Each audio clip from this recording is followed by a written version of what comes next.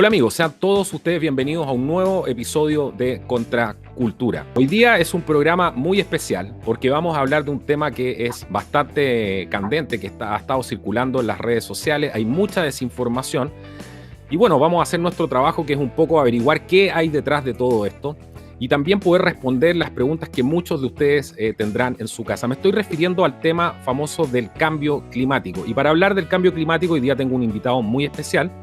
Él es ingeniero civil industrial de la Universidad de Chile.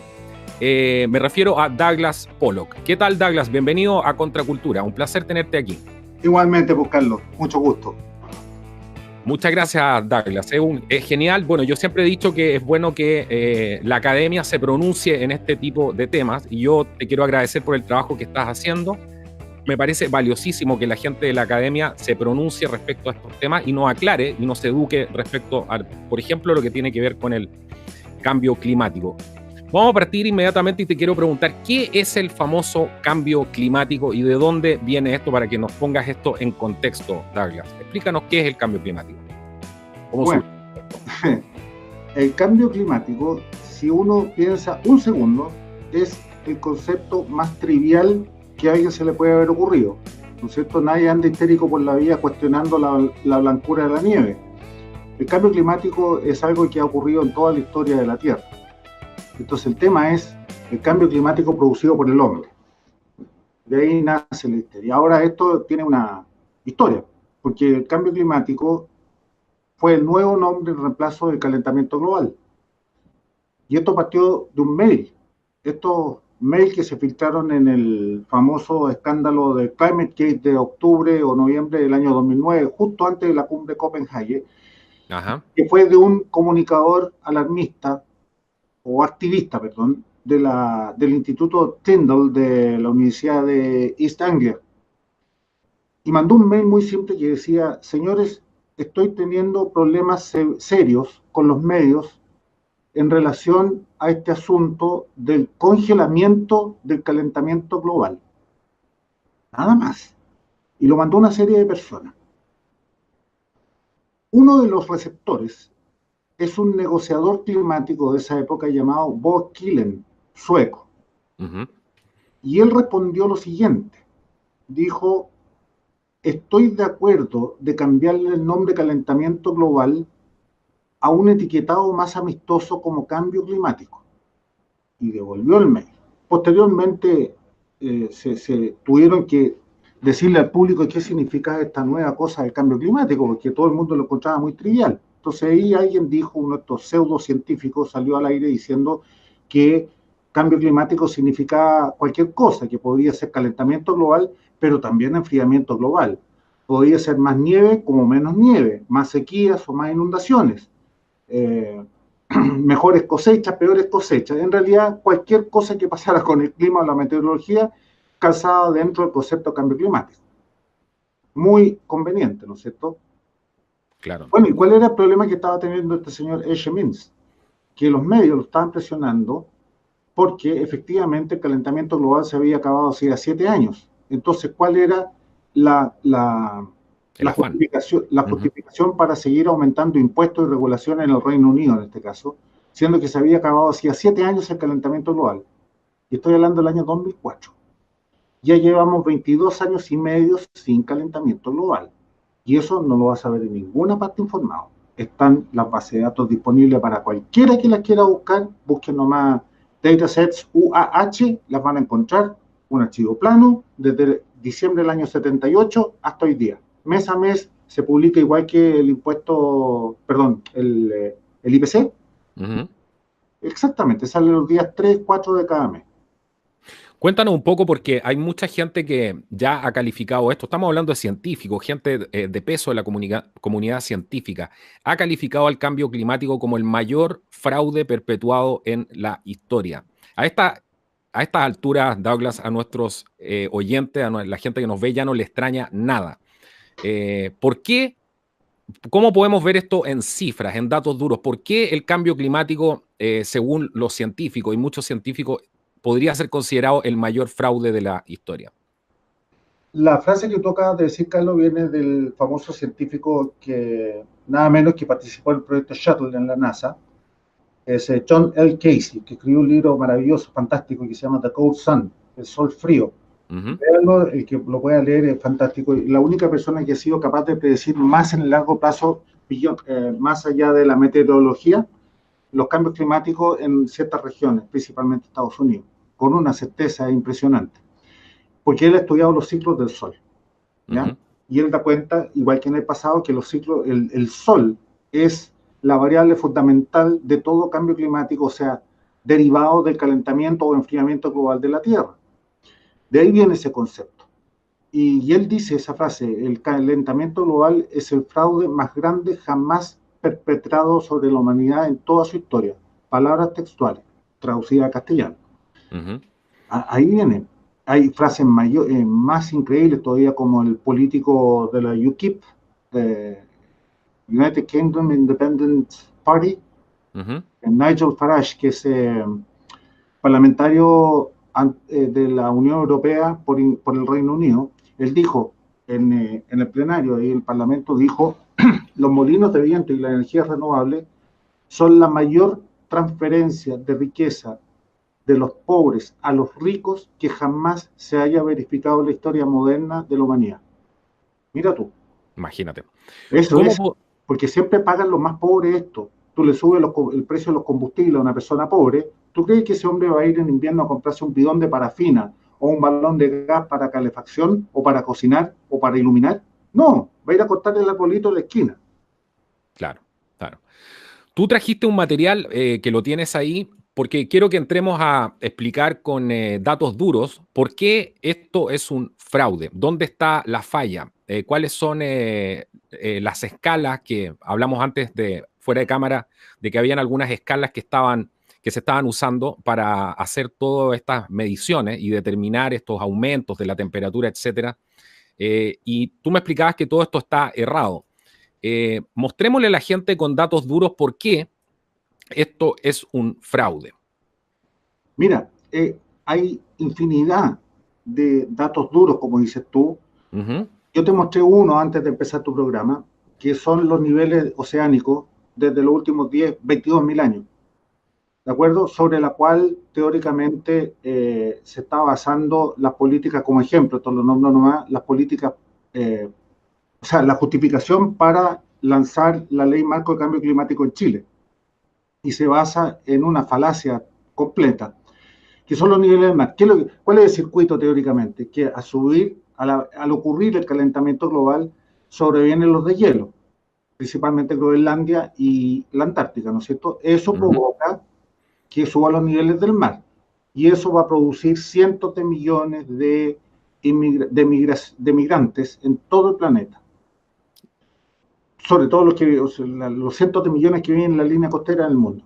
Bueno, resulta que eso no es así. Entonces, si tú quieres que yo te dé un ejemplo duro, porque mira, no te voy a decir miles, pero tengo cientos. O sea, te puedo hablar media hora de los huracanes, tifones y tornados.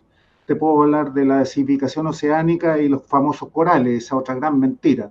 Te puedo hablar de tantas cosas, de hielos, pero me gustaría hablar específicamente del mar, porque con eso basta. Mira, para la ciencia, Carlos, basta un contraejemplo. Hay un ejemplo famoso de Einstein, un poco antes de la Guerra Mundial. Un contraejemplo y tú destruyes toda una teoría. ¿Ya? Existen cientos o miles. Entonces te quiero mostrar uno. Por ejemplo, aquí se muestra cada rato los deshielos del Ártico. Entonces lo vamos a ver con un ejemplo para que tus auditores además lo pasen bien. Alexandria Ocasio-Cortez, que es esta senadora norteamericana, demócrata, que está haciendo mucho furor en Estados Unidos, dijo exactamente lo mismo, porque recordemos que esto se aplica justamente para todos los países. Aquí esta agenda la están tratando de implementar en todos los países, excepto algunos que se han bajado, como el caso de Estados Unidos. Pero esto es completamente transversal. Yo quiero tomar ese ejemplo que tú dices de la AOC, como le dicen, Alexandria Ocasio-Cortez, que es la mujer títere que puso los demócratas para seguir con esta alarma en Estados Unidos, ¿no es cierto? Pero quiero ir de la mano con lo que se está impulsando en Chile y cuál es la justificación para tomar medidas de mitigación. Y dijo textualmente la ministra de Energía de Medio Ambiente de Chile el 16 de enero de este año, dijo: Chile es uno de los 10 países más vulnerables del mundo por el cambio climático. Y las 5 localidades más amenazadas que quedarán bajo el Océano Pacífico hacia el año 2100 son, o sea, que hoy día están, perdón, en la cota 10 metros sobre el nivel del mar, pero hacia el año 2100 van a estar debajo del Océano Pacífico. Son 5 localidades: Valparaíso, Talcahuano, Arauco, Puerto Saavedra y Coronel.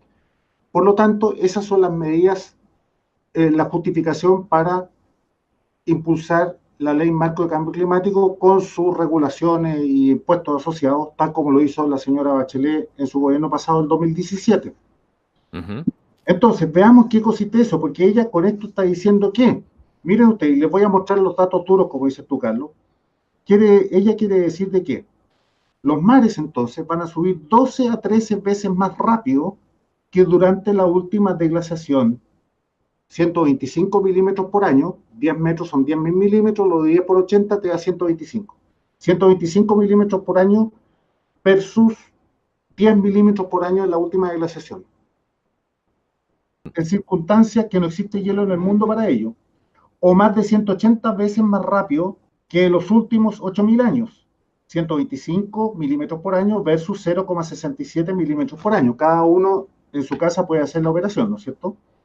O bien 380 veces más rápido que las mediciones satelitales, 125 versus 0,323 milímetros por año de satélite Envisat de la Unión Europea. Y aquí tenemos un gráfico resumen que refleja el comportamiento de los aumentos de los océanos desde la última glaciación.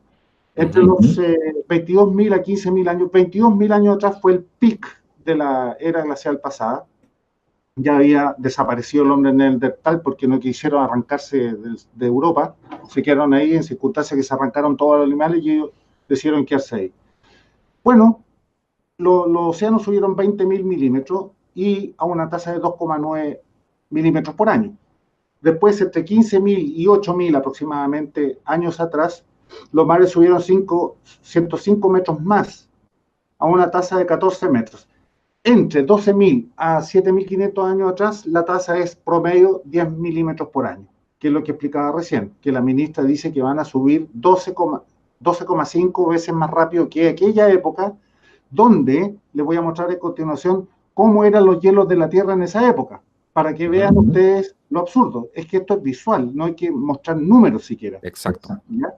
Bueno, después vino los últimos 8.000 años, la tasa de crecimiento de los mares fue de 0,67 milímetros por año. ¿Por qué? Porque todavía quedan algunos hielos glaciares, principalmente la cordillera de los Andes, los Alpes y los Himalayas, que dicho sea de paso, todos los hielos que no sean de Groenlandia y de la Antártica representan solamente el 1% de la cantidad total de hielo del planeta.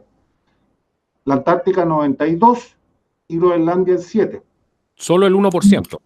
Sí, nosotros podríamos derretir todos los glaciares de Chile, campos de hielo norte, sur, todos los Himalayas, todos los Alpes, y al mar no le va a pasar nada, y al planeta no le va a pasar nada. Si hace 30 millones de años atrás no existía hielo en los Andes, no existía nada.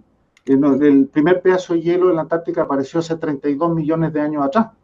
Si la Tierra antes era una bola verde, en la época de los dinosaurios. Y a ver si estoy entendiendo bien y los amigos en la casa están entendiendo bien también. O sea, quiere decir que ellos están tratando de justificar que con ese 1%, si se derrite ese 1% de hielo, van a subir los océanos 12 metros.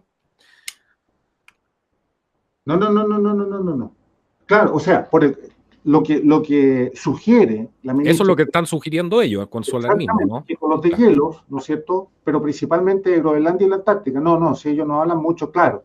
En cualquier glaciar del mundo, ya sea el Himalaya o de los Andes, que se esté derritiendo un pedazo de hielo, ahí va a estar Greenpeace, ahí va a estar Naciones Unidas sacando fotos, como la última película de Al Gore, ¿no es cierto? Que se dedicó a buscar hielos que se estén derritiendo, pedacitos de hielo del océano para aumentar la alarma. Pero no, en el fondo a lo que se refieren realmente con los deshielos producto del calentamiento global de Groenlandia y la Antártica. Perfecto. Lo que yo agrego es que aunque se derritieran los hielos de estas cordilleras, no pasaría nada porque ahí está solamente el 1% de los hielos del mundo. Y siguiendo con la tabla hacia abajo, si ustedes ven entre 1810 y 1860, ya que fue el término de la mini era de hielo, que duró 500 años, la tasa fue negativa. Los mares bajaron. a una tasa de menos 2,4 milímetros por año. Después siguió subiendo ya, y llegamos a la era industrial, 1954. Aquí abajo, no sé si se ve el cursor mío, la flechita, ¿se ve o Sí, no? se alcanza a ver perfectamente. Ah, qué bueno, ya. Entonces estoy posicionado en 1954, el 2003, plena era industrial. Los hielos bajaron. Mira tú, bajaron su velocidad de crecimiento. Y entre 1993 y el 2016, ahí estamos en problema, porque se aceleró. Y esto es lo que recoge Naciones Unidas para la alarma, los famosos 3,4 milímetros de aumento de los niveles oceánicos. ¿Cuál es el problema con esto? De que son los satélites, son las mediciones de los satélites TOPEX, JSON 1 y JSON 2 de la NASA, que nunca fueron capaces de resolver un problema que se llama, que no lo puedo explicar aquí porque es más complejo explicarlo, que se llama degradación orbital. Sin embargo, el satélite ENVISAT de la Unión Europea sí lo solucionó, y entre los años 2004 y 2011 obtuvo mediciones muy precisas, que es la que está abajo de 0,323 milímetros por año, con un error muy chico. Mientras que esa medición de 3,4 milímetros tiene un error aleatorio de más o menos 40 milímetros. Entonces, cuando tú estadísticamente tienes que la medición es menor que el error aleatorio, quiere decir que la medición no tiene validez estadística, ¿me entiendes? Es decir, perfectamente los mares podrían estar reduciéndose el nivel oceánico en 37 milímetros por año o 36 milímetros por año. Entonces ahí tú caes en el absurdo. Y ENVISAT lo solucionó y obtuvo estas mediciones. Lamentablemente, hacia final del 2011 se le echó a perder el satélite y dejó de medir. Pero estas son las mediciones. Claro, ENVISAT. Y ahora volvimos a las mediciones de las estaciones del borde costero en todo el mundo. Bueno, aquí tenemos un diagrama de lo que ha pasado desde hace 22.000 años atrás. Y vean ustedes que desde hace 8.000 años está esta tasa, sin ninguna variación hasta el día de hoy, del aumento leve, muy leve, de los océanos, esta tasa de 0,67 milímetros por año. Eso todavía no ha habido ningún quiebre después de la era industrial. Este es el informe 1 de Naciones. Perdón, ¿quieres que vuelva para atrás? No, que quería mostrarle, para explicarlo, que eso es un gráfico que muestra el aumento, ¿cierto?, del nivel del mar postglacial, ¿cierto? Postglacial. Exacto. Claro, hacia la izquierda son miles de años. 2.000, 4.000, 6.000 años, hasta 24.000 años atrás. Hace 22.000 años atrás estábamos en el pic de la era glacial última. ¿Qué es lo que nos dice ese gráfico?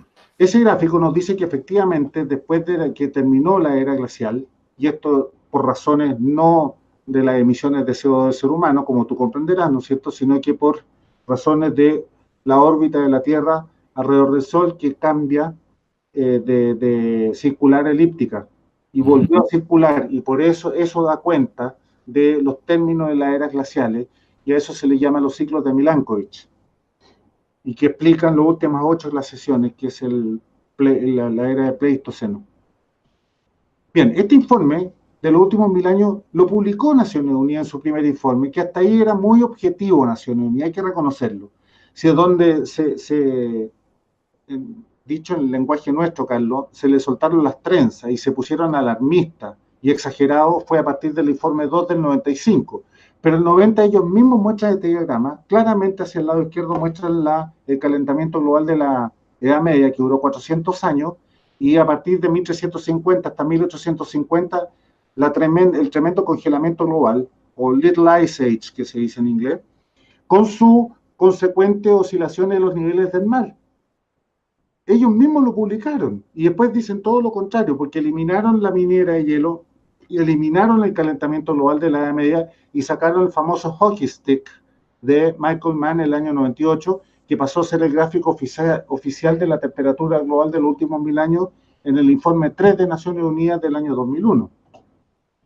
Aquí tienen ustedes qué es lo que pasó con el sea level rise, el aumento de los niveles oceánicos después de que se terminó esta minera de hielo. Empezó lentamente a partir de 1820 más o menos. La minera de hielo se puede decir que terminó en 1850 y efectivamente los mares venían bajando, y empezó a subir lentamente. Y si ustedes se fijan en esta línea acá, vertical, discontinua, es el inicio de la era industrial.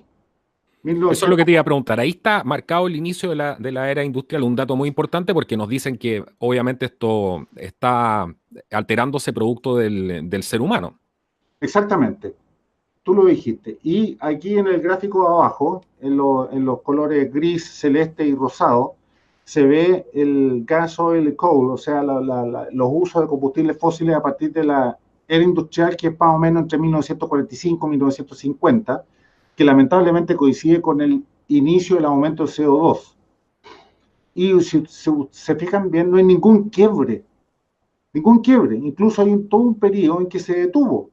Y hoy día va prácticamente para abajo. Claro que esto está hecho hasta el año 2000, ¿ya? Pero la tendencia hasta el 2018 sigue exactamente igual, no hay ningún quiebre. Y de hecho, Sigue prácticamente estable. claro, de hecho no podría haberlo tampoco porque el calentamiento global se acabó hace 22 años y medio atrás. Y eso nadie lo va a decir en ningún Hace medio. 22 años y medio atrás se acabó el calentamiento global. Sí, claro, la tendencia de la temperatura desde septiembre del año 96 tiene una pendiente de 0,00007 grados por mes, lo que equivale a 0,008 grados por década. Estadísticamente, nuevamente, eso es cero. ¿Por qué? Porque el error aleatorio en las mediciones de temperatura global es mayor que la medición en sí. Entonces, perfectamente, con ese error tú podrías decir que la Tierra se está enfriando. Entonces, por lo tanto, estadísticamente no tiene validez y desde esa perspectiva la tendencia es cero. ¿Ya? Perfecto. Y ahí tienes tú el estudio de Niels Axel Mörner, que es considerado el glaciólogo más importante de la actualidad en el mundo. Ahí está, el signo de interrogación muestra los modelos de Naciones Unidas comparados con lo que realmente ha pasado desde 1850 hasta ahora. Entonces, aquí yo quería mostrar nomás cuál era el nivel de los hielos en algunas ciudades del mundo durante el pic de la última era glacial. Y tienen ustedes ahí Chicago, al lado izquierdo, estaba bajo 900 metros de hielo, Boston bajo 1250, Toronto bajo 2100 metros y Montreal bajo 3300 metros. Para aquellos que conozcan Chile y les gusta venir a esquiar acá, conocerán el Cerro del Plomo, el Cerro Colorado, que está a 3333 metros, o sea, esa es la altura desde la punta del Cerro Colorado hasta donde estaba el paraíso. Todo eso estaba bajo hielo en Montreal. Entonces, cuando vino la última deglaciación, que terminó hace 8.000 años atrás, efectivamente hubo hielo para derretir y subieron los océanos 130 metros, 125, 130 metros, porque existía todo ese hielo continental para derretir, pero tomó 12.000 años en hacerlo. Sin embargo, la ministra Schmidt dice que no, que los mares van a subir, si seguimos las mediciones satelitales, 380 veces más rápido que en aquella época, donde no existe hielo en el mundo para tal efecto. Lo que es completamente un absurdo, según los datos. Aquí, esto te estoy mostrando lo absurdo que es, si no existe hielo en el mundo para que se produzca ese nivel de catástrofe. Pero para la ministra Schmidt sí, y esa es su justificación para echar a andar su ley marco de cambio climático anunciada por el presidente Piñera. Y esto es lo mismo en todo el mundo. Y la otra gran histeria, Carlos, que te la explicaba anteriormente, es, o falacia también, y absurdo, es los hielos del Ártico. Muchas veces habrán visto fotografías de la NASA satelitales que muestran un año el sea ice cover, ¿cómo se dirá en castellano? Cobertura de hielo oceánico en el Ártico, comparado con un año posterior, en pleno calentamiento global, según ellos, y muestran el shrink, el encogimiento o la reducción de hielo oceánico. Bueno, este es un ejemplo para tus telespectadores, Carlos. Vamos a hacer el siguiente ejercicio para tus espectadores. Supóngase que este es un solo vaso que está mirándose en un espejo, el mismo vaso. El mismo vaso. Ponemos un cubo de hielo en el vaso vacío y lo llenamos de agua o de cualquier líquido. La pregunta es, al derretirse el hielo, ¿el nivel del agua sube o baja? ¿O se mantiene igual? Hacemos una marquita, ¿no es cierto? Llega a una cierta altura, nos vamos, volvemos a la media hora, y la pregunta es, ¿el nivel del agua cuando se derritió el hielo baja, sube o se mantiene igual? Esta pregunta se hace muchas veces en conferencias mundiales científicas Y es divertido. Sería bueno que tu gente respondiera por los chats o por los comentarios en tu canal, Carlos, porque después te voy a decir cuál es la estadística. Mira, las opiniones, y esto se ha hecho muchas veces la prueba en público, es más o menos un tercio, un tercio, un tercio. En el fondo la gente no sabe o no se acuerda, porque todo esto fue enseñado en los colegios en todas partes del mundo. Bueno, esa es la pregunta. ¿Sube o baja? Y esta es la respuesta. No pasa nada. No pasa nada, se mantiene igual. Se mantiene igual. Entonces, la propaganda socialista o comunista o marxista, como quiera llamarla, de Naciones Unidas, es que tenemos que preocuparnos y pagar impuestos para evitar de que el Ártico se derrita. Exacto. Y en Naciones Unidas, no te voy a decir que Amos en el año 1906 cruzó 2 veces de Canadá, por el norte de Canadá, desde el Pacífico al Atlántico y vuelta, en una lanchita con un motor de 6 caballos de fuerza, porque no había hielo. Anda a cruzarlo hoy día, a ver cómo te va. Claro. Bueno, el señor de arriba se llama Arquímedes. Ese es el nivel de histeria, pues.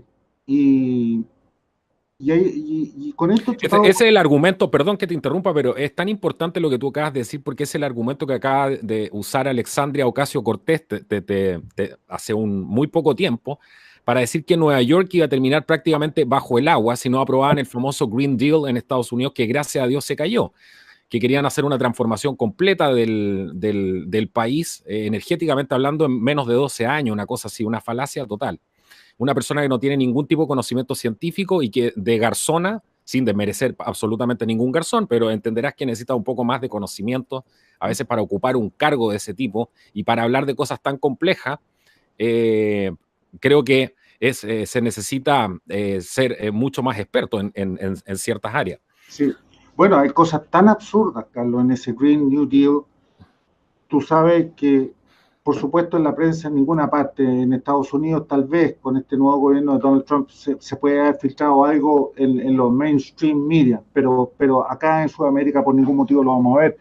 Pero este Green New Deal, la AOC, como le dicen allá. Sí, ellos sí. Claro. Sí, porque a nadie le gusta decir ese tremendo nombre. Sí. El asunto es que lo hizo un fin de semana con unos compañeros congresistas y algunos asesores en una casa por ahí, se juntaron y empezaron a discurrir esto, inventar esto, un fin de semana. Y el día lunes llegaron al Congreso proponiéndolo y agarró toda esta propaganda, prendió. Y fue eso. Y una de las cosas que decía ahí, para que veas tú el nivel perdona la expresión, pero es imbecilidad. Exacto. Es decir, una persona enferma mental no sería capaz de discurrir tal nivel de idiotez. Proponía lo siguiente, que la gente, como vamos a tener escasez de agua, ¿no es cierto?, por la cantidad de gente que hay en el mundo, y por la sequía y porque se van a derretir los hielos, otra cosa absurda, porque si el ser humano dependiera de los hielos, de los glaciares, que si yo, no existirían los seres humanos. Nosotros vivimos gracias al derretimiento de la nieve, no de los hielos. Si los hielos es lo que permanece, lo que se derrite es la nieve. Pero ese sentido común no se lo puede pedir a un izquierdista. Bueno, una de las cosas que proponía era que íbamos a tener que dejar de tomar agua potable y que en vez teníamos que orinar en un recipiente, hombres y mujeres. Luego de eso, dejar el recipiente o la botella al sol durante 6 horas, no sé por qué 6 horas, pero había que dejarlo al sol 6 horas, y después de eso tomárselo si uno tenía sed. Ahora, estaba permitido ponerle polvitos de un jugo de fruta para pasar el mal sabor. Mira, qué fantástica fórmula. Ellos mismos dijeron, oye, si tú publicas esto oficialmente y lo pasas en el Congreso, te lo van a destruir antes de que puedas hablar. Entonces le sacaron ese párrafo. Pero esas cosas estaban puestas ahí. Claro. Entonces, bueno, ahí está el resultado. Hasta los mismos demócratas votaron que no en el Senado. Claro. No, totalmente. Hay que tener bastante personalidad para poder hacer ese tipo de aseveraciones, sabiendo además que el mundo científico que te está mirando y no teniendo ningún pudor y ninguna vergüenza de que hay gente al otro lado de la pantalla que sí sabe, pero obviamente por eso ya nosotros empezamos a hablar cuando vemos el tipo de leyes aquí que se están tratando de sacar, uno ya se empieza a cuestionar directamente la salud mental de esta gente, porque ya no te cabe otra, es lo único sensato que puedes hacer. Sí, pues. Porque es una cosa impresionante. ¿Qué es esta famosa huella de carbono? Para que la gente entienda, porque acá hay impuestos asociados, se nos ha hablado mucho del tema de la huella de carbono. Explícale a la gente en términos simples qué es esta famosa huella de carbono y por qué el carbono es malo, ¿cierto? Porque han tratado de demonizar al carbono. ¿Es tan malo el carbono? ¿Y qué es esta huella de carbono? Bueno, primero que nada, cuando hablan de huella de carbono se refiere al CO2, ¿no es cierto? Entonces, es otro elemento de confusión. Entonces, todos estamos, cada vez que tú prendes el auto, estamos dejando una huella de carbono. Cada vez que andas en bus, en transporte público, estás dejando una huella de carbono. En avión, que si va en barco. Bueno, es tan absurdo como si yo te preguntara a ti, pues, Carlos, si tú para alinear tu ensalada le pones cloro en vez de sal. O si tienes sed, te tomas un vaso de hidrógeno en vez de tomar un vaso de agua. Entonces, Alexandra Ocasio-Cortez te diría con toda sensatez, oiga, pero si el agua tiene hidrógeno y la sal es cloruro de sodio, o sea, tiene cloro, entonces usted está tomando cloro. Así es estúpido.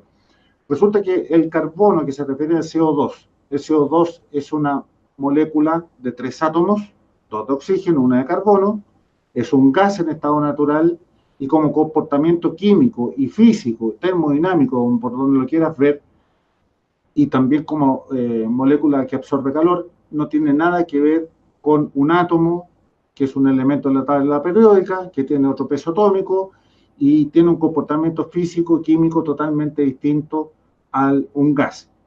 ¿No es cierto? Son dos cosas totalmente distintas. Es como decirte, Carlos es igual a Cristian porque los dos empiezan con C. Claro. Entonces piensan igual, son iguales, se visten igual y son mellizos. Ese nivel de absurdo. Claro, claro. ¿Y por qué le están haciendo una guerra a este carbono? Lo explicaba muy bien Monckton en una de sus charlas, que ambos seguimos a Monckton, que es un...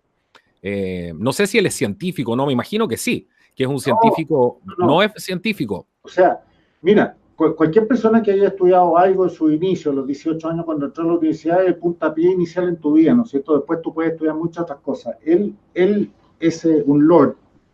Que es no un lord británico. Sí, por herencia, pero él no es tercer vizconde de Brenchley. Pero él no pertenece a la Cámara de los Lores porque es un título que heredó de su padre. Y él estudió periodismo. Pero él es un genio de las matemáticas. Después estudió matemáticas antiguas. Cómo resolvían en la época de Mesopotamia los problemas matemáticos estructurales. ¿Te fijas? Es un genio. Este gallo inventó un puzzle matemático y ofreció 10 millones de dólares el que fuera capaz de resolverlo. Y hubo, en el periodo que se vendió eso en el Reino Unido, hubo 2 ganadores, a cada uno se le pagaron esa cantidad de plata, pero él ganó como 100 en la venta del puzzle. Es un genio. Y se ha metido hace como 20 años, lleva en esto ya, y se ha metido en el mundo de la física, en el mundo de la termodinámica, en la física nuclear, en las matemáticas del cambio climático. Y yo te diría que aparte de dominar el espectro, sí, el espectro completo, porque incluye la economía.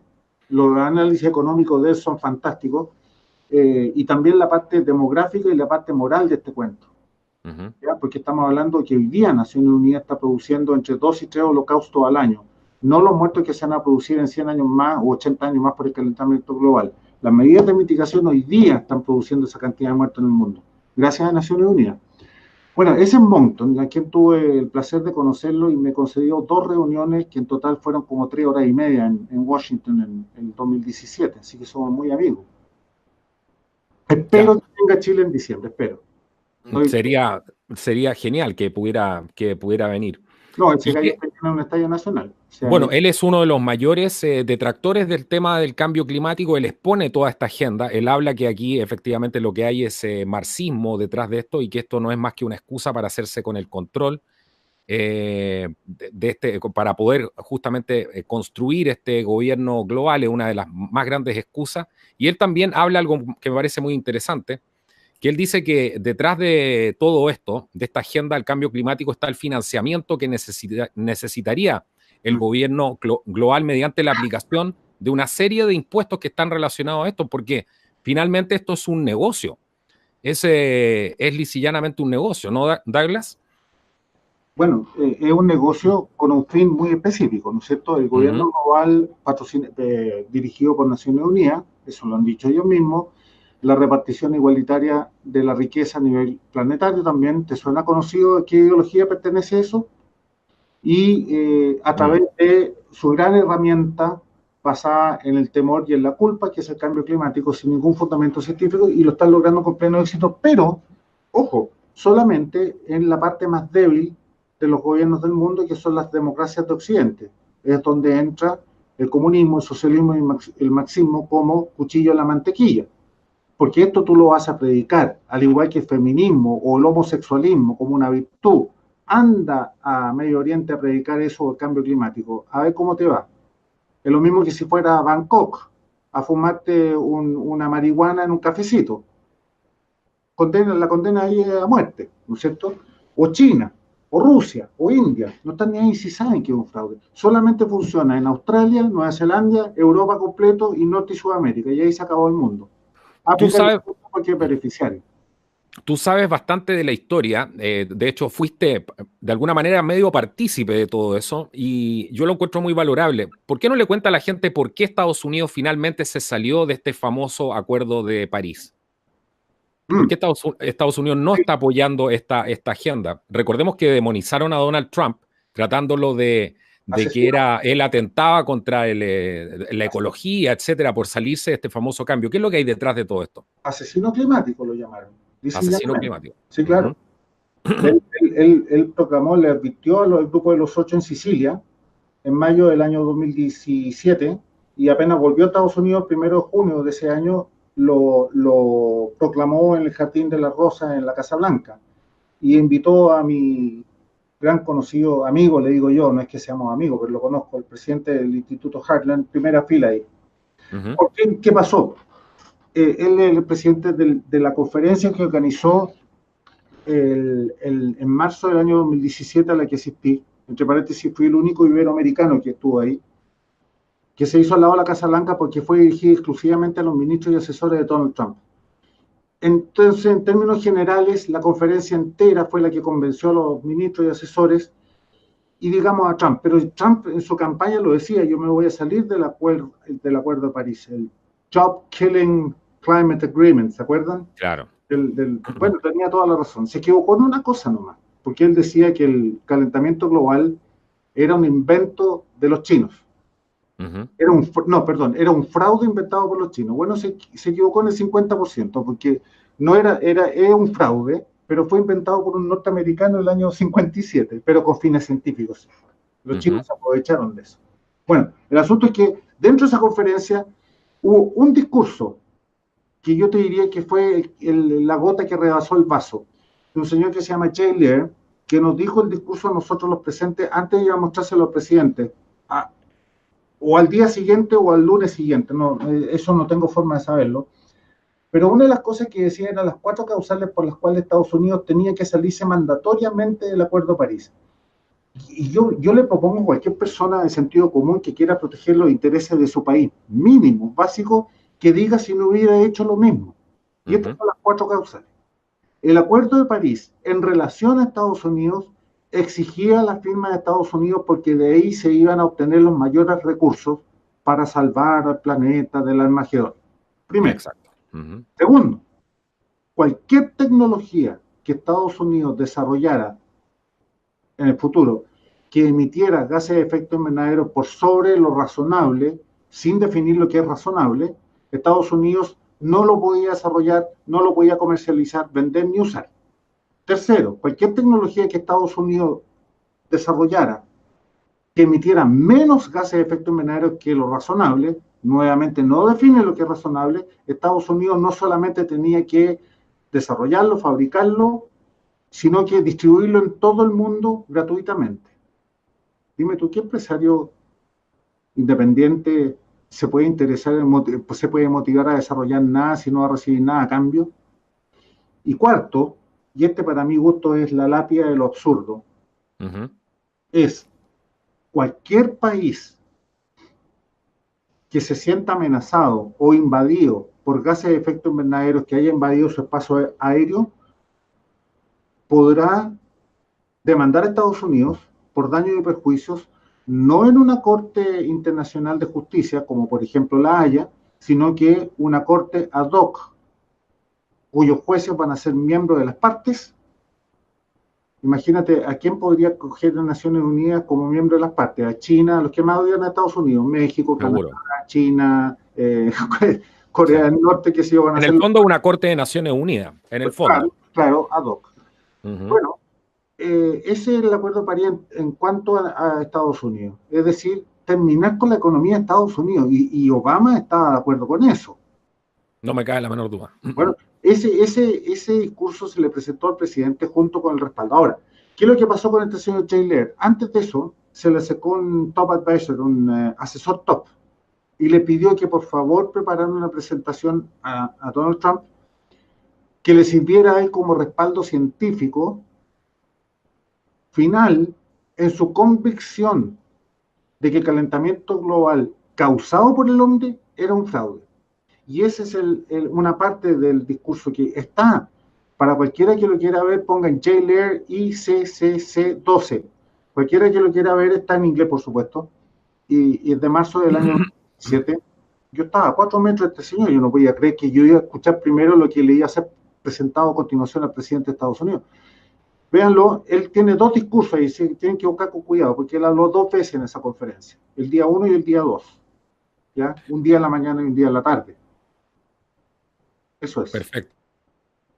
Porque como de la manera en que nos venden esto a nosotros, por otro lado las naciones, pongamos la contraparte también, por otro lado las Naciones Unidas nos dice que hay un consenso de científicos. Cuando ellos presentan todo esto y dicen, obviamente le dan un peso científico, tienen que hacerlo, ¿cierto? Y ellos hablan de que hay un consenso de científicos. ¿Qué nos puedes decir? ¿Qué te pasa a ti cuando tú tienes esta cifra? Cuando tú ves estos datos y por otro lado ves que hay un consenso de científicos que según ellos, ¿quién está equivocado aquí? ¿De dónde viene este consenso de científicos? Queensland. Queensland. La Universidad de Queensland. Bueno, hay ¿Qué dos pasa cosas. ahí? Sí, hay dos Ahí hay cosas. otro enredo, claro. Sí, yo te lo voy a aclarar, ¿ya? Y ojalá se corra la bola, como se dice aquí en Chile. Primero que nada, la ciencia jamás se ha regido por consensos. La ciencia no es una democracia que se juntan 10 personas y digamos, oye, ¿estamos de acuerdo en que 2 más 2 es 4? Tú puedes decir que no, que es 6, el otro dice que es 1. Entonces, para que haya consenso, sacamos un promedio, por ejemplo. O el que más dijo que era igual a 5, entonces 2 más 2 es igual a 5. Eso es un consenso. La ciencia jamás se ha regido por eso desde que se inventó la ciencia. Bueno, ese es un primer absurdo que Primer absurdo. cuando lleguen con un consenso en nombre de la ciencia, inmediatamente hay que desecharlo y seguir tu camino, ¿no es cierto? El segundo es que ese consenso viene de un alarmista, de un comunicador que es un caricaturista y comunista, reconocido por él mismo, que se llama John Cook, comunicador del Instituto Global Change de la Universidad de Queensland. Y él hizo una encuesta a 11.944 peer-reviewed papers. ¿Tú sabes lo que es? O documentos científicos, artículos científicos realizados por pares. Exacto. ¿Ya? Eso de todo el mundo. Se demoró mucho tiempo, del 91 al 2013. Se demoró esta encuesta, en que él preguntaba, señores, ¿el hombre tiene poco o nada de incidencia en el calentamiento global? Segundo, el hombre es el responsable del calentamiento global de la era industrial. Y tercero, es tan catastrófica la acción humana que merece tomar medidas públicas en todos los países del mundo ahora ya. Más o menos esas eran las 3 alternativas que presentaba. Y lo mandó.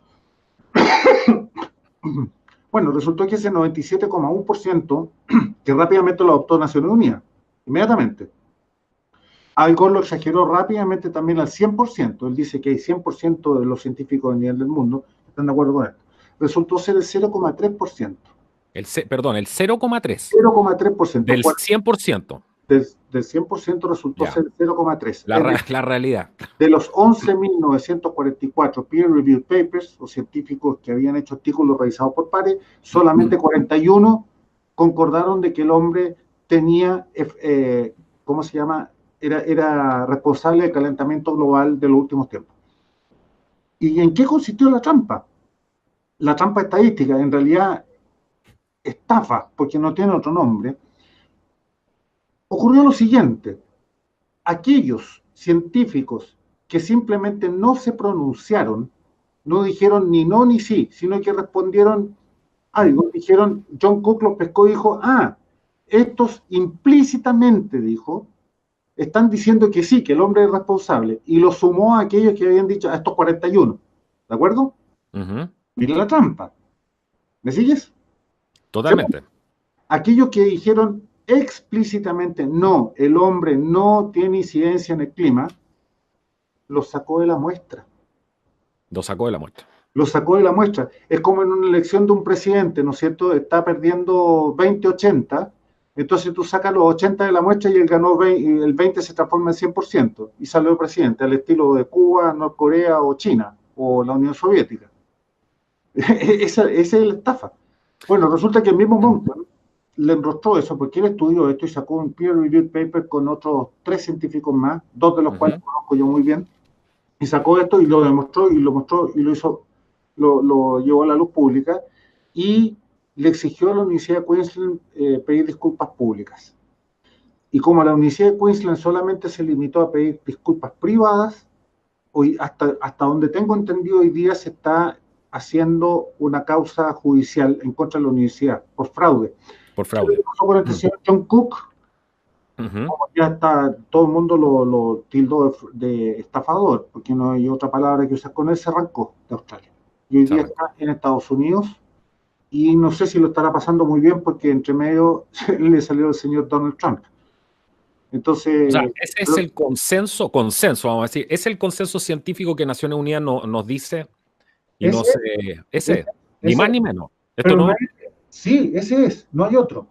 De ahí nace el 97% y han llamado a Naciones Unidas a testificar en el Senado norteamericano. Y el que dirige ese comité de comercio y energía del Senado es un ex candidato republicano a presidente que se llama Ted Cruz. Es muy inteligente, muy hábil y muy directo para hacer las preguntas. Y este señor del IPCC va con un séquito de asesores detrás y le hace preguntas sobre esto también. Y eso está en YouTube, lo puede ver cualquier persona que quiera. Y deja callado, porque no saben qué responder. No saben.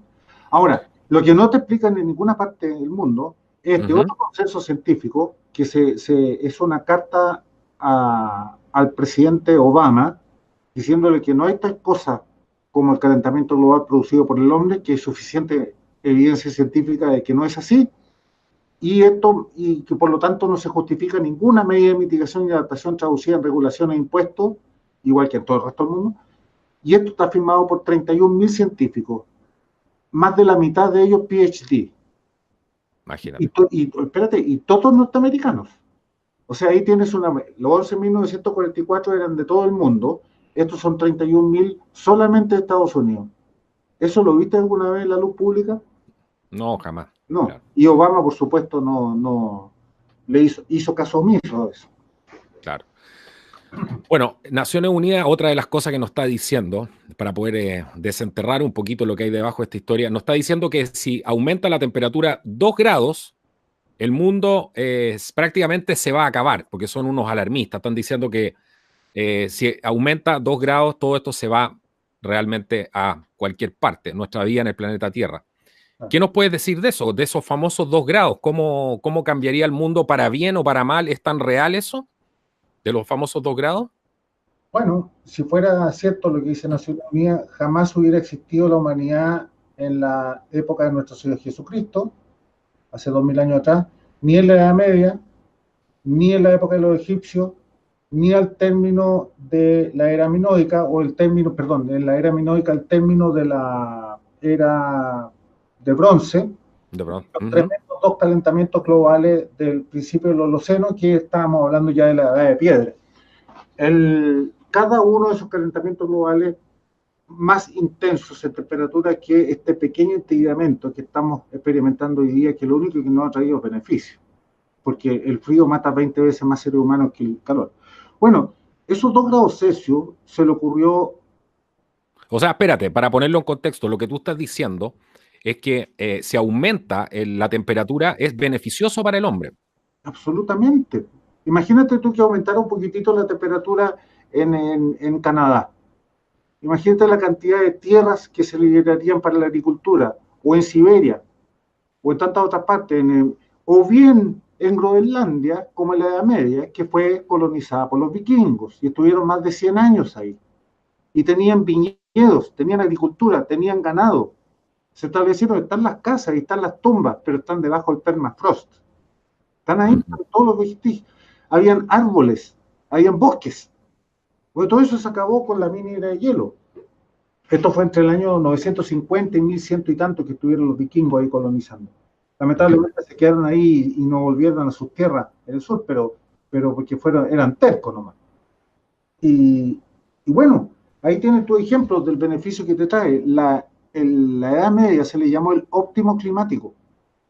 Estamos hablando de 2,5, 3 grados superior a la temperatura actual de la Tierra. Esa fue la época en que se construyeron los castillos y las catedrales más grandes que existen hasta el día de hoy, entre ellas la Catedral de Notre Dame. Pleno calentamiento global de la Edad Media. Eso impensable durante la mini era de hielo que duró 500 años y terminó recién en 1850. Ahora, estos 2 grados Celsius, ¿de dónde sale? Fue un comentario nomás. Un comentario que hizo y salió publicado alguna vez de un señor que se llama William Nordhaus, economista de la Universidad de Yale, que fue asesor en economía del presidente Jimmy Carter entre el año 76 y 79. Este señor, en el año 1975, dijo el siguiente comentario: se me ocurre, con esa palabra, se me ocurre, I think, I believe, en inglés, que si la temperatura de la atmósfera subiera 2 grados por sobre las observaciones del último milenio, entonces el clima podría entrar en una fase de disrupción fuera de control, algo así. Y nada más. Y ahí quedó. Él lo dijo, se enterró, no tuvo ninguna repercusión en ninguna parte hasta el año 2010, que fue la primera cumbre de Naciones Unidas luego del desastre del 2009 en Copenhague, porque no se metió China, había recién salido Climate y Naciones Unidas estaba tratando de subsistir y no morir ahogada, porque el mundo se le fue encima por el escándalo, el fraude. 8.000 documentos y emails, de los cuales te he mencionado algunos, salieron a la luz pública en 2 años. Por casualidad fue eso un milagro. Si tú me das el tiempo, te lo explico después, para no irme del tema. Bien, Naciones Unidas desenterró este número de alguna parte y lo puso como la temperatura límite oficial en la cumbre de Cancún del año 2010. Ahí salió esos 2 grados Celsius. De ahí viene. Fue una opinión nomás. Es una opinión. Es como si tú dijeras, se me ocurre que va a llover mañana, entonces... otra falacia más. El diluvio universal, entonces, y lo hace oficial. Y por eso estamos pagando impuestos. El señor Nordhaus, que se acaba de ganar el Premio Nobel de Economía hace unos 6, 7 meses atrás, él se dijo el año 2012, desde la misma Universidad de Yale, y dijo, urbi et orbi, en términos de costo-beneficio, en cuanto a las medidas de mitigación y adaptación al cambio climático, lo mejor es no hacer nada por los próximos 50 años. Y hoy día está archienemigo, y mira lo curioso, porque este hombre es demócrata, o sea, él debería estar totalmente afín a la ideología marxista, las de Al Gore y Naciones Unidas. Dicho sea de paso, Al Gore fue el que empezó esto y Naciones Unidas sí, después. Totalmente. Y ahí nace. ¿Qué crees tú que hay detrás, después de que tú has estudiado todo esto, qué crees tú que hay detrás de todo esto? Para mí, obviamente, esto es parte de la agenda globalista. Yo lo que veo aquí es marxismo, el esfuerzo justamente por crear un problema, ofrecer una solución finalmente en base a la creación de un problema completamente artificial. Monckton dice algo muy interesante que lo quiero rescatar aquí, quiero que nos hagas a lo mejor un pequeño comentario de eso, pero él dice... si nosotros logramos quebrar el tema del cambio climático, se acaba esta agenda globalista como la tienen prevista, porque de aquí van a sacar los impuestos para financiar todos estos programas que tiene las Naciones Unidas de control totalitario. ¿Qué piensas tú de eso? Porque esto se trata finalmente del nuevo orden mundial y de ninguna otra cosa, o gobierno global, como quieran llamarlo. Mira, yo no sé si lo dijo Monckton o no. Después te voy a decir. Sí, yo se lo escuché a él, por lo menos. Sí. Ya. Porque también tiene una frase genial. No sé si es de él, pero se la he escuchado a él. No sé si él es el autor. Pero bien, efectivamente es así, pues, Carlos. Porque hay un dicho criollo nuestro que dice que encontraron a la Virgen amarrada a un trapito. O sea, la mejor herramienta y la mejor excusa y justificación para en pos de este otro gran objetivo de ellos, que es el gobierno global, el término del capitalismo, está dentro de ese objetivo, la redistribución igualitaria de la riqueza a nivel global, que por supuesto se la sacan a los ricos con la idea de dársela a los pobres, y bueno, y terminar con el concepto de nación, ¿no es cierto? Autodeterminación de los pueblos, con el concepto de soberanía, un solo gran pueblo global liderado por Naciones Unidas. Lo dicen textualmente, por lo demás. Exacto. Se le salió en el anexo 1 final del Tratado Copenhague, ahí está. Bueno, el asunto es que es así, porque encontraron la gallina de los huevos de oro. La gallina de los huevos de oro, eso es.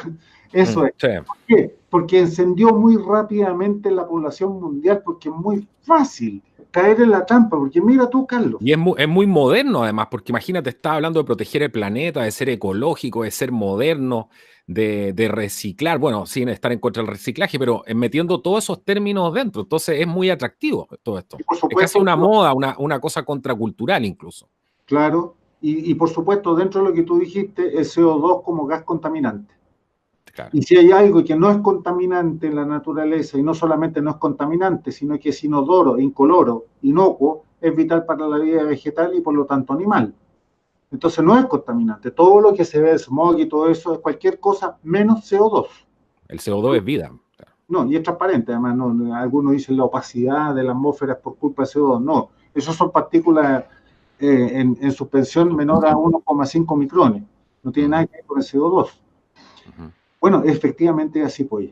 Es así, porque mira, este es el circuito lógico que usan estos gallos, que es muy fácil caer en la trampa. Primero, estoy haciendo el gesto de los socialistas, no es mi... Sí, claro. No, el CO2, ¿es un gas de efecto invernadero o no? Sí, nadie lo puede discutir. Segundo, la Tierra se ha calentado en la era industrial cuando empezó a subir el CO2, desde 1950 para adelante. Sí, digamos que sí. En realidad se enfrió, pero convengamos que sí. Tercero, ¿el hombre produce CO2? Claro que sí, pues si andamos en auto, en barco, en avión. Entonces el hombre es culpable del calentamiento global. Es muy fácil caer, ¿no es cierto? Muy fácil. Bueno, ese circuito es una falacia por donde lo quieran mirar, pero tenemos la mala costumbre de no mirar, de leer entre líneas, como se dice. ¿Ya? Porque, antes que nada, el CO2 es una traza de gas tan minúscula en la atmósfera, tan imperceptible, del 0,04% o 400 partes por millón, y solamente la era industrial ha crecido de 300 a 400 partes por millón, de las cuales, usando los mismos datos de Naciones Unidas, el hombre tiene una incidencia de 4,3%, en realidad es 0,7%, pero convengamos en eso, ¿ya? O sea, nada. Es tan débil la cantidad de CO2 que hay en la atmósfera que hay menos CO2 en la atmósfera que impurezas en el cobre blister. Con esto te digo todo. Hay menos CO2. Estamos en un nivel de hambruna de CO2. Redájalo un poco más y vamos a empezar a morir los seres humanos, porque empiezan a morir las plantas. La agricultura se arruina. Eso uno. Segundo, el CO2 como gas de efecto invernadero es tremendamente débil. Y en la atmósfera, el gas que la lleva con un 95% de incidencia es el vapor de agua. El CO2 es un cero a la izquierda, es usando el concepto matemático, es despreciable. Despreciable.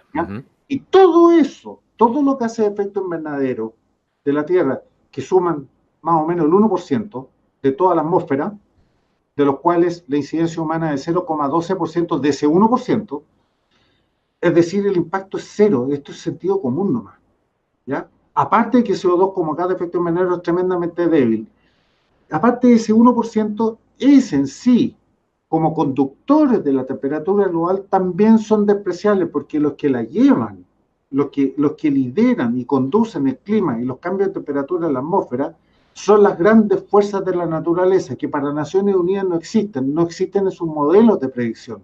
Que dicho sea de paso, de los 117 que han hecho desde el año 90, 117 han fracasado sistemáticamente. Ninguno se acerca, ni siquiera a su predicción más optimista, se acerca a lo que realmente ha pasado en la Tierra desde que empezaron a medir esto.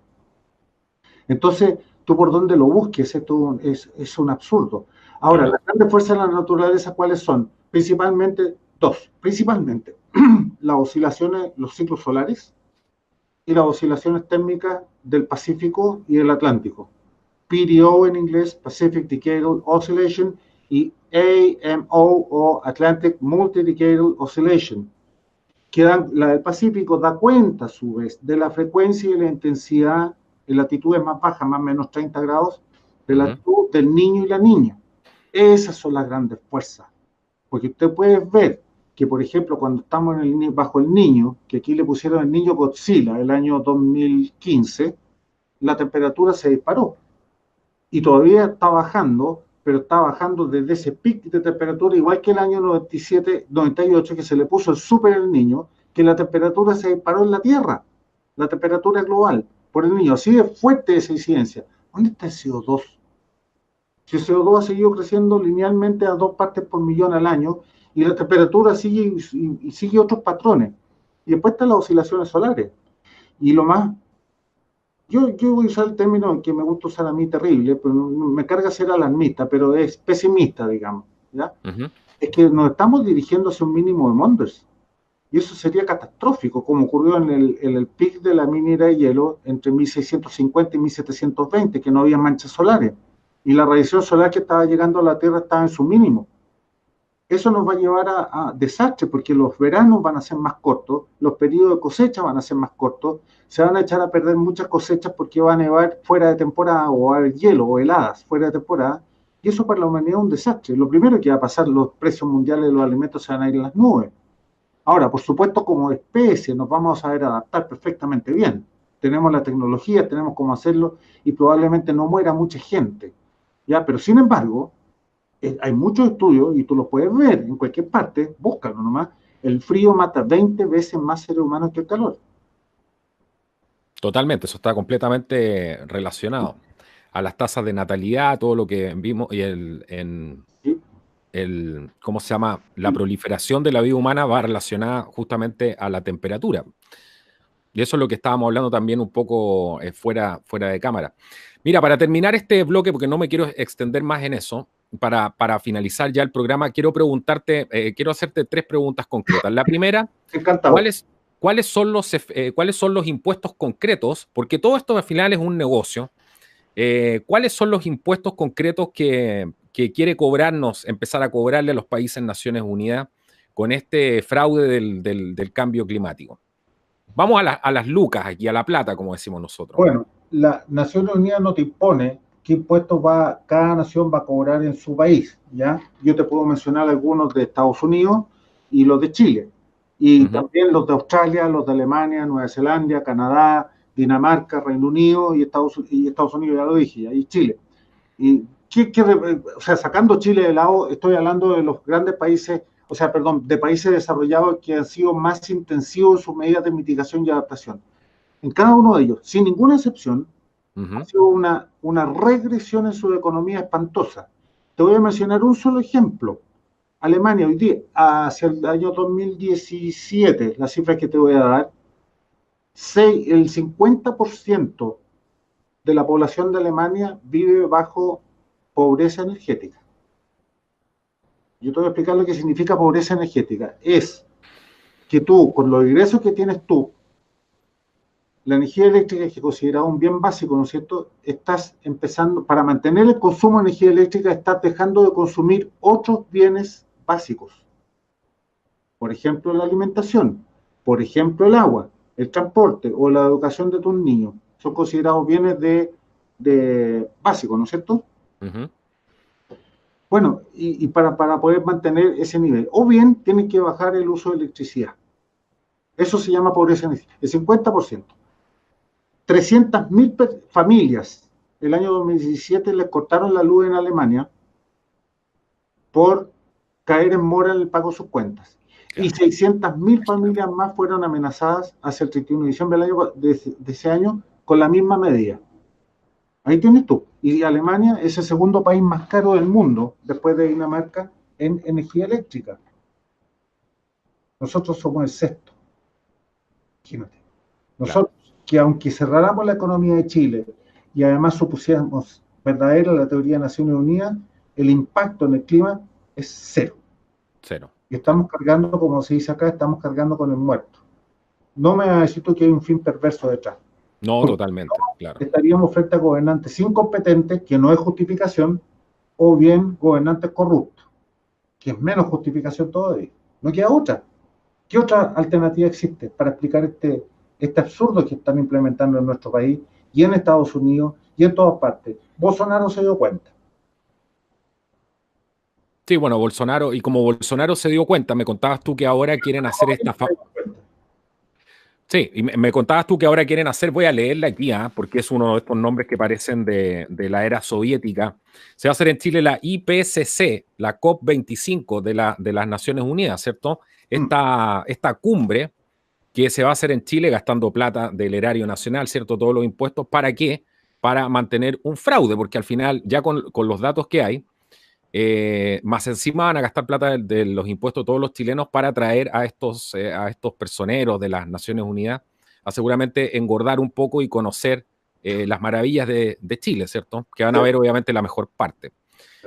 Cuéntanos un poco qué es lo que viene ahora, cómo están tomando acción usted concreta los científicos del mundo ante esto, porque tengo entendido que ustedes también van a hacer una especie de cumbre paralela justamente a esto. Cuéntanos un poco de qué se trata eso para La que... COP la que vamos a organizar nosotros. La COP, ¿cierto?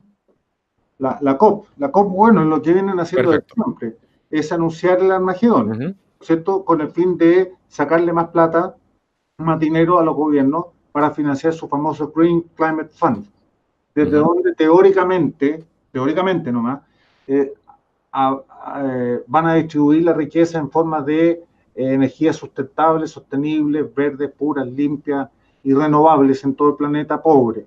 Exacto. Eso en el papel. Y no es así, nunca ha sido así tampoco. Lo único que ha servido para hacer crecer el tamaño del IPCC. Nada más. Jamás ha podido solucionar el problema de acceso a la energía eléctrica en ninguna parte del mundo con sus medidas. Eso es, en el fondo, producir más alarma. Es muy probable que los límites que pusieron recién en diciembre pasado en Katowice, que fue la COP24 en Polonia, sean más agresivos ahora. En Polonia, en vez de anunciar de que el fin de los tiempos iba a ser el año 2100, lo cortaron al año 2030. O sea, qué curioso que sea el 2030, justo calza con la Agenda 2030, o sea, y dicen que la Agenda 2030 tiene que estar implementada para el año 2030 y ahora están diciendo que el fin de los tiempos, si no hacemos algo, es también el 2030. Pero claro. Y los famosos 2 grados Celsius de límite, de William Nordhaus, que te mencioné, del cual se arrepintió, es 1,5 máximo.